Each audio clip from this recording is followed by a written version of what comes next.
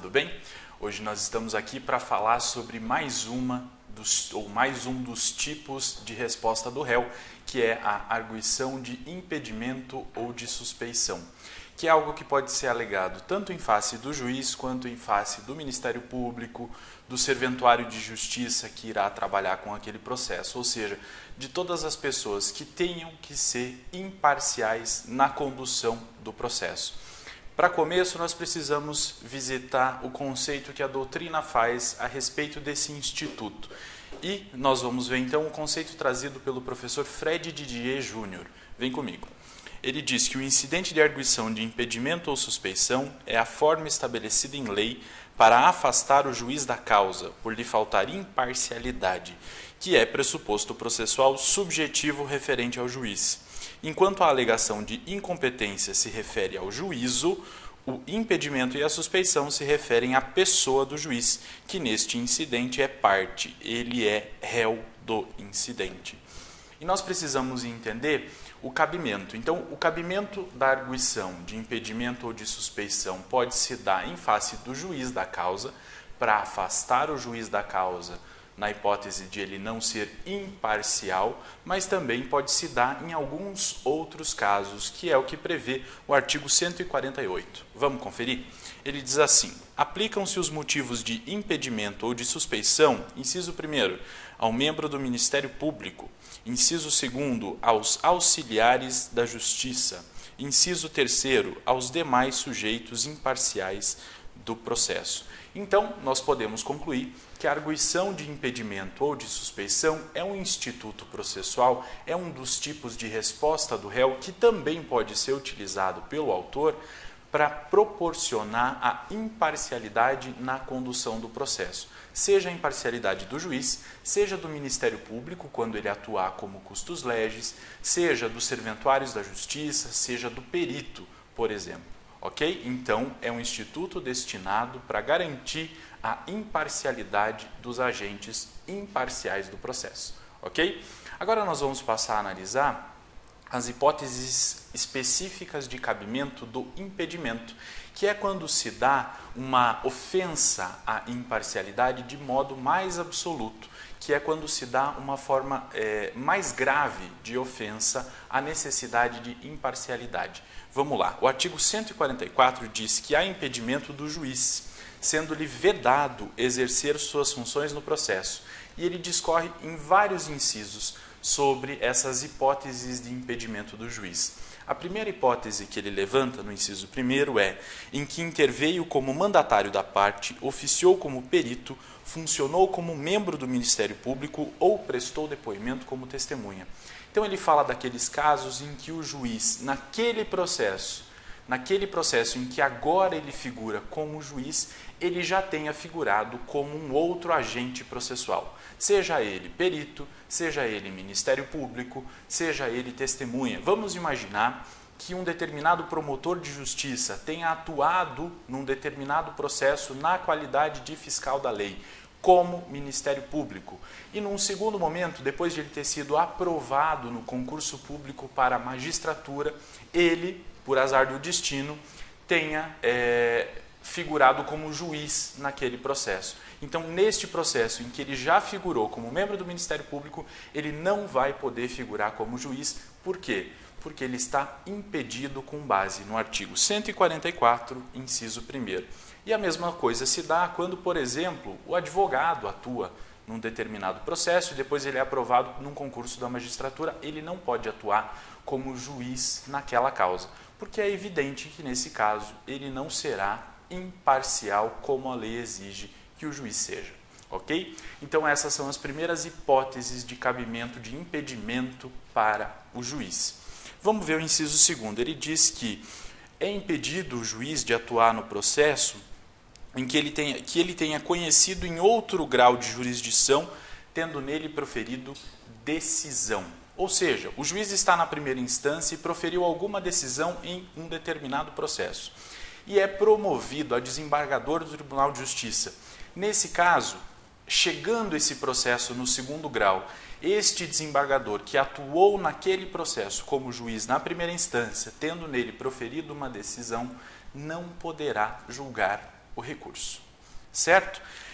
O terceiro inciso fala que há impedimento do juiz quando no processo estiver postulando, seja como defensor público, como advogado ou membro do Ministério Público, o seu cônjuge ou companheiro ou qualquer parente consanguíneo ou afim em linha reta ou colateral até o terceiro grau, inclusive. Ou seja, o juiz não vai poder atuar num determinado processo se nele estiver atuando a sua esposa, por exemplo, ou a sua companheira, ou mesmo seu companheiro, porque isso indica que irá ferir a imparcialidade do juiz, ok? Depois nós vamos ver nos parágrafos do artigo 144 alguns regulamentos específicos a respeito deste caso. Mas a rigor, então, não é possível que o juiz atue na qualidade de magistrado em um determinado processo em que figure como advogado da parte, por exemplo, a sua esposa, ok? O quarto inciso fala que o juiz está impedido nas hipóteses em que for parte no processo ele próprio, seu cônjuge ou companheiro ou parente consanguíneo ou afim em linha reta ou colateral até o terceiro grau, inclusive. Aqui é nos casos em que o juiz é parte ou é parte um parente seu muito próximo. Nesses casos, ele não vai poder atuar como juiz, ele não vai poder decidir porque é evidente que ele não será imparcial. O inciso 5º fala de que o juiz não vai poder atuar no processo quando for sócio ou membro de direção ou de administração de pessoa jurídica parte no processo. Assim como ele teria interesse na hipótese de ele mesmo ser parte ou de um parente próximo seu ser parte, se ele for sócio ou membro da direção de alguma pessoa jurídica que for parte no processo, ele não poderá atuar como juiz naquele processo, porque também haverá parcialidade do juiz. O inciso 6º fala que o juiz não poderá atuar se ele for herdeiro presuntivo, ou seja, presume-se que ele seja herdeiro de uma das partes, donatário, ou seja, ele recebeu doação de alguma das partes, ou empregador de qualquer das partes.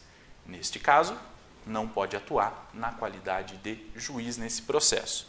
O inciso 7º fala nos casos em que figure como parte instituição de ensino com a qual o juiz tenha relação de emprego ou decorrente de contrato de prestação de serviços. Nós sabemos que ao juiz é vedado exercer qualquer outra função que não seja uma função de magistério.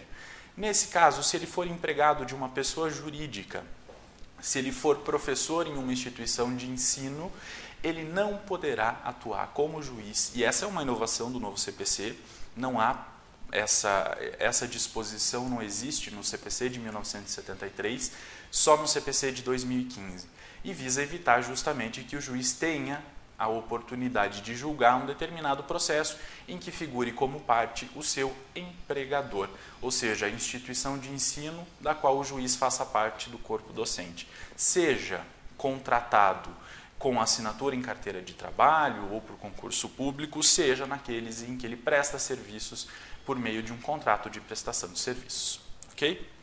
O inciso 8º fala que o juiz está impedido de atuar nos processos em que figure como parte cliente do escritório de advocacia de seu cônjuge, companheiro ou parente, consanguíneo ou afim, em linha reta ou colateral até o terceiro grau, inclusive, mesmo que patrocinado por advogado de outro escritório.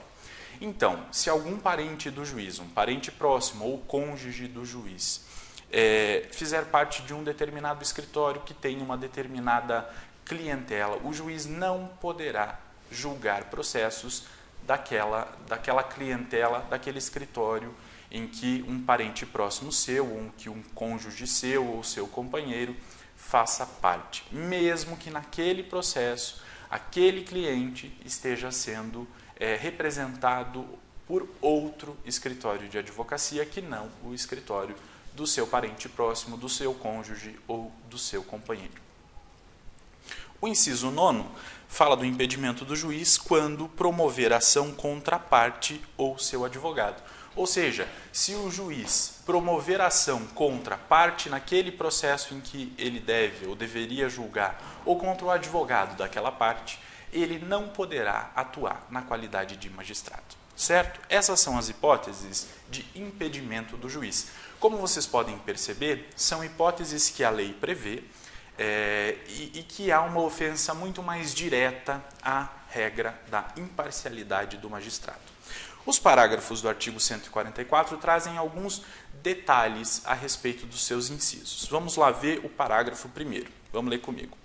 Na hipótese do inciso terceiro é aquele que trata de que quando estiver postulando como defensor público, advogado ou membro do MP, seu cônjuge ou companheiro ou qualquer parente consanguíneo ou afim em linha reta ou colateral até o 3º grau, o juiz não poderá atuar. Então, na hipótese do inciso 3º, o impedimento só se verifica quando o defensor público, o advogado ou o membro do Ministério Público já integrava o processo antes do início da atividade judicante do juiz. Ou seja, o defensor público, o advogado, o membro do Ministério Público já deveria fazer parte do processo antes do momento em que o juiz faça parte daquele processo. Ok? Tudo isso para evitar que seja criada uma situação que dê motivo ao impedimento. Ou seja, a ação já está tramitando e ela foi distribuída para um determinado juiz. A parte, então, desejando levar ao impedimento daquele magistrado, para evitar que aquele magistrado julgue a sua causa, contrata um parente próximo, ou o cônjuge do advogado, ou o companheiro do advogado, o cônjuge do juiz ou o companheiro do juiz, para que o represente naquela causa. Neste caso, então, não haverá impedimento. Por quê? Porque o advogado foi contratado após a propositura da ação, certo? Já tinha sido dado início à atividade judicante do juiz, conforme a previsão do parágrafo 1º.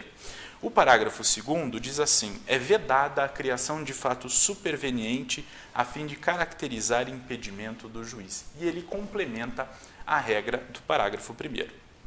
E o parágrafo 3º, também na complementação, diz que o impedimento previsto no inciso 3º também se verifica no caso de mandato conferido a membro de escritório de advocacia que tenha em seus quadros advogado que individualmente ostente a condição nele prevista, mesmo que não intervenha diretamente no processo.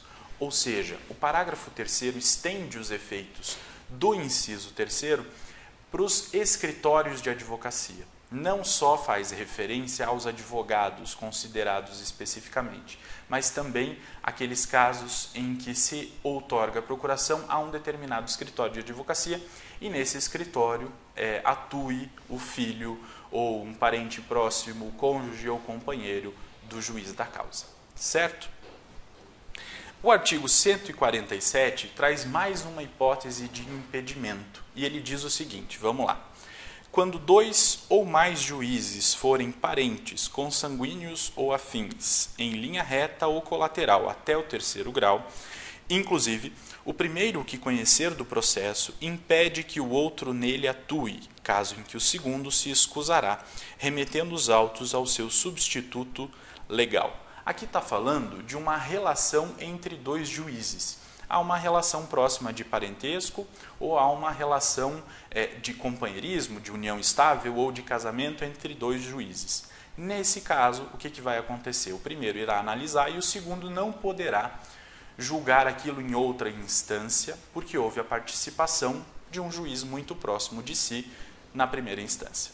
Ok? É isso que nos diz o artigo 147 e essas são as hipóteses de cabimento de impedimento do juiz, certo? Agora nós vamos ver as hipóteses em que se dá a suspeição do magistrado. E elas estão previstas no artigo 145. Diz assim: a suspeição do juiz, inciso 1º, amigo íntimo ou inimigo de qualquer das partes ou de seus advogados.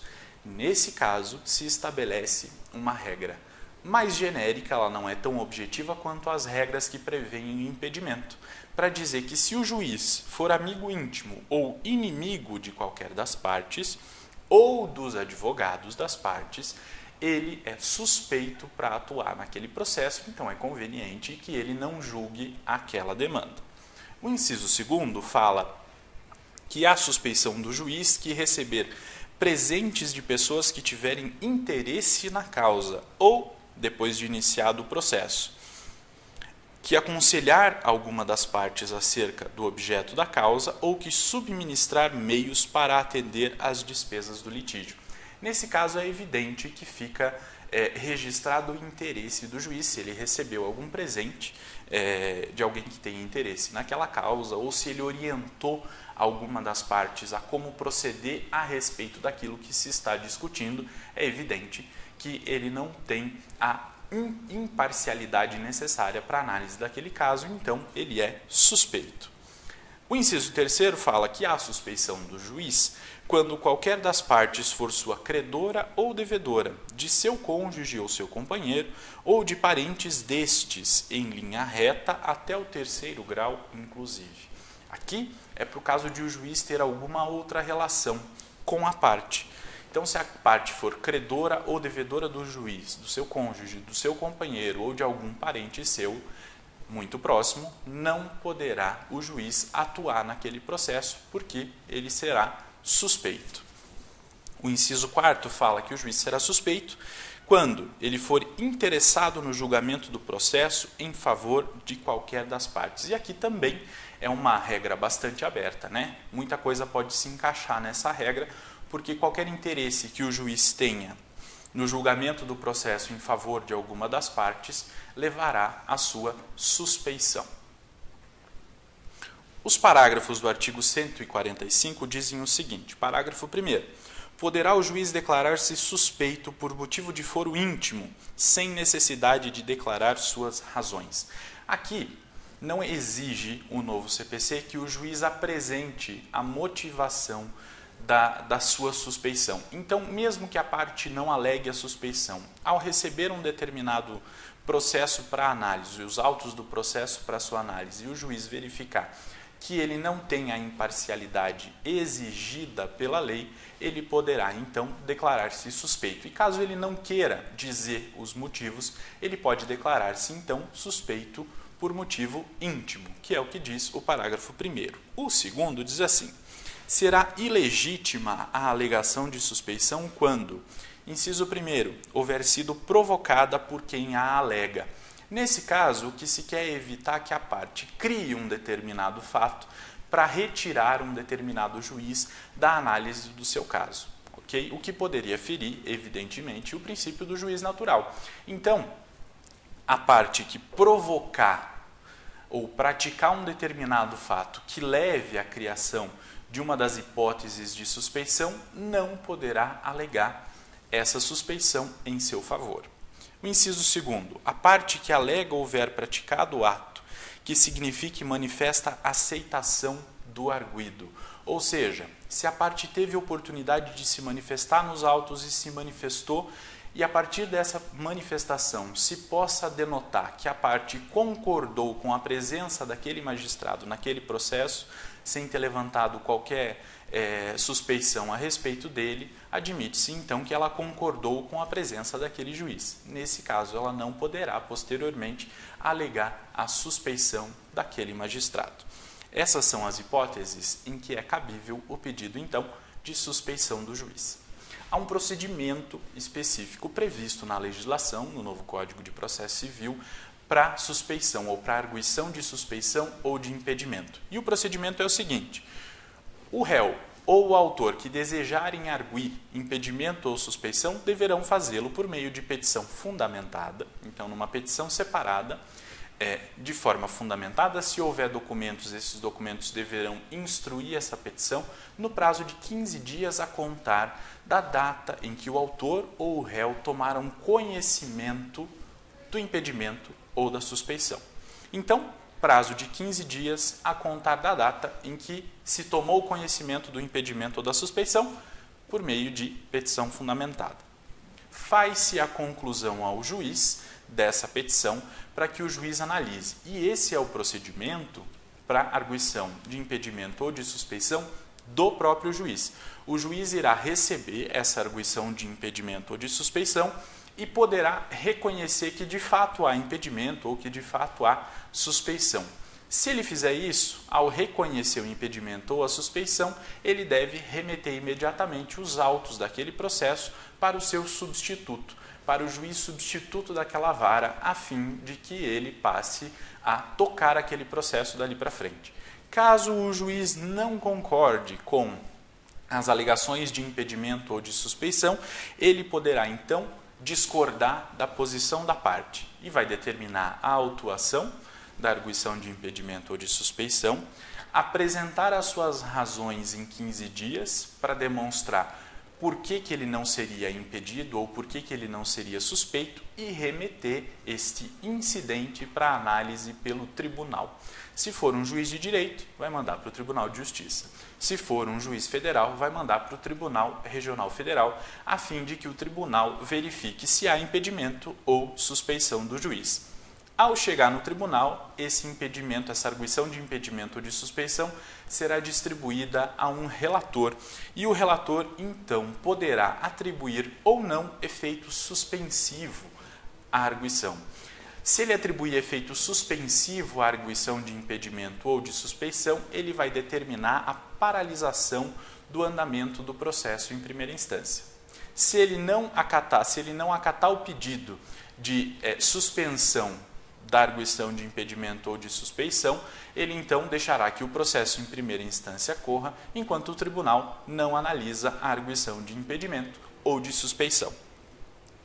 E após isso, vai para julgamento. O tribunal vai dizer se há ou não há impedimento ou suspeição. Se ele disser que sim, que há impedimento ou suspeição, vai determinar que o processo seja julgado, então, pelo substituto daquele juiz. Se ele entender que não houve impedimento, não houve suspeição do juiz, vai determinar o retorno, ou se o processo estiver suspenso, vai determinar o fim da suspensão e o processo voltará a correr e aquele magistrado continuará julgando ou continuará tocando aquele processo. Ok? Esse é o procedimento, então, para os casos em que se alega impedimento ou suspeição do juiz da causa. Mas há também, como nós vemos, a possibilidade de se alegar impedimento ou suspeição dos outros sujeitos que devem ser imparciais no processo.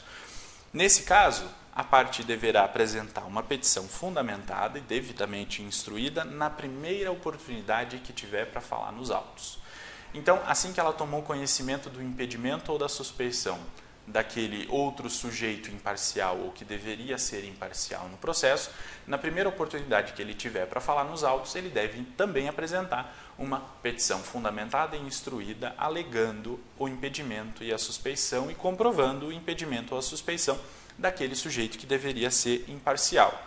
Nesse caso, será feita conclusão ao juiz, o juiz vai determinar a autuação deste incidente, ele vai correr em separado, não haverá suspensão do curso do processo, ok? O juiz então vai determinar que o arguido, ou seja, aquele sujeito contra quem se está alegando impedimento ou suspeição, terá a oportunidade de se manifestar em 15 dias a respeito daquilo, há a possibilidade de produção de provas a respeito do impedimento ou da suspeição e o juiz da causa então decidirá se aquele outro sujeito, que deveria ser imparcial, está impedido ou suspeito, neste caso, sem a suspensão do andamento do feito. Ok? Era isso que nós tínhamos para falar para vocês a respeito de arguição de impedimento ou de suspeição. Nos vemos na próxima. Até mais!